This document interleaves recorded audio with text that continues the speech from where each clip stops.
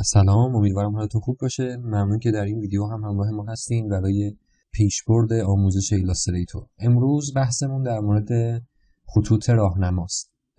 البته که در برنامه‌هایی مثل فتوشاپ شما اگر آشنایی داشته باشین کاملا با این خطوط آشنا هستین. خطوطی که به ما کمک میکنن تا بتونیم نظم بهتری به پروژمون بدیم و دقیق‌تر و درست‌تر عمل کنیم. یه فرق اساسی هست بین خطوط راهنما در ایلاستریتور و فتوشاپ. اونم اینه که ما تو فتوشاپ اگر خطوط راهنما رسم کردیم کاری با لایه هامون نداشت، یعنی اصلا جزو لایه ها و آبجکت هامون حساب نمیشد.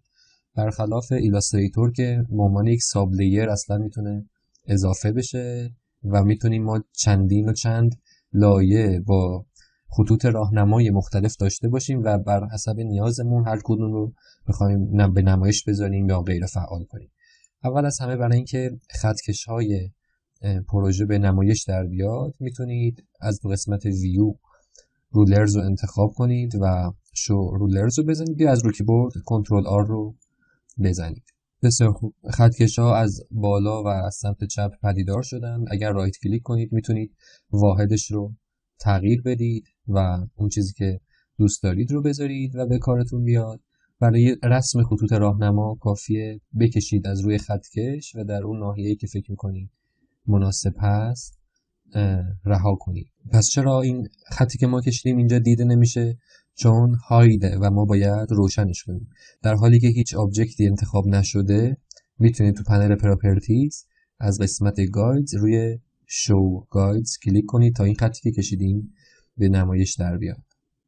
همچنین میتونید اضافه کنید این خطوط رو. از سمت چپ هم میتونید ادامه بدید و خطوطتون رو رسم کنید.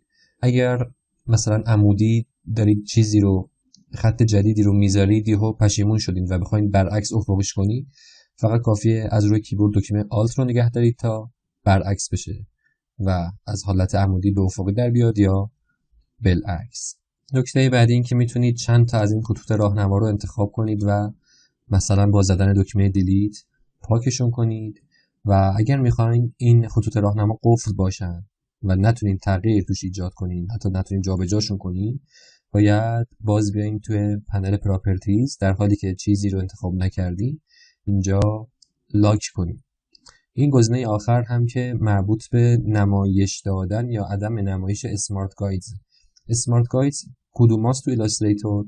همون وقتا که ما مثلا میتونیم گوشه ها رو پیدا کنیم، لنگرگاه ها رو پیدا کنیم. همین الان میبینید کنار موس من داره تشخیص میده آقا اینجا یک مسیری هست و این به اینا میگن اسمارت گاید. حالا این لایه رو اگر من حتی قفلش رو بردارم چیزهای بیشتری هم به همون نشون میده دیگه. اینها باز همش اسمارت گایده و به ما کمک میکنه که راحت تر بتونیم تشخیص بدیم و انتخاب کنیم و تغییراتمون رو اعمال کنیم. اگر نخواین میتونیم غیر فعالش کنیم و هایدش کنیم. دیگه همه این گزینه ها از بین رفت و دیگه با اون خطوط صورتی چیزی رو به من نمایش نمیداد.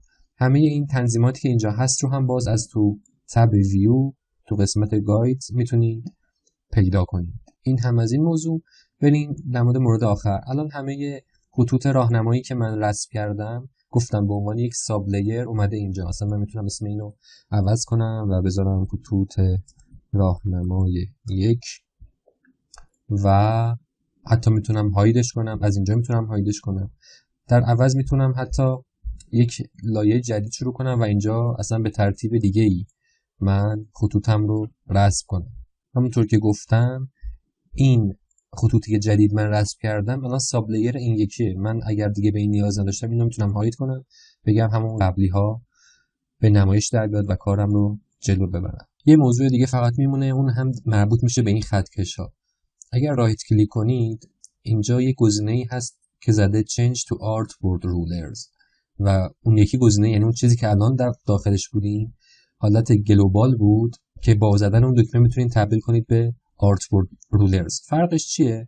اگر شما با چند تا آرتبورد دارید کار میکنید، البته ما هنوز بحث آرتبورد ها رو نکردیم ولی حتما دیگه باهاش آشنا شدید. فضای کاری دیگری هست تو همین پروژه که الان مثلا یکم بریم اینورتر یه آرتبورد دیگه شما اینجا دارید یا از این پایین میتونید به آرتبورد های مختلف دسترسی پیدا کنید. اگه الان که روی حالت آرت بورد هستیم، تو اینجا از صفر شروع شده، خطکش ما از صفر شروع شده گوشه بالا و ادامه پیدا کرده.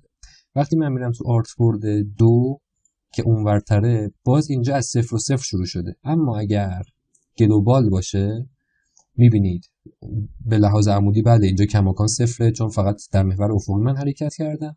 اما دیگه خطکش رو از ادامه قبلی شروع میکنه، یعنی کاری نداره که آرتبورد اینجا شروع شده. صفر رو همین آرتبورد 1 میگیره و ادامهش حالا هر جا آرتبورد 2 بود دیگه از همونجا هم شروع شده و ادامه پیدا کرده. پس فرق آرتبورد رولرز و گلوبال رولرز اینه که ما صفر خطکشمون کجاست، آیا مختص آرتبورده یا نه. این هم از این موضوع. بحث در مورد خطوط راهنما رو ادامه خواهیم داد.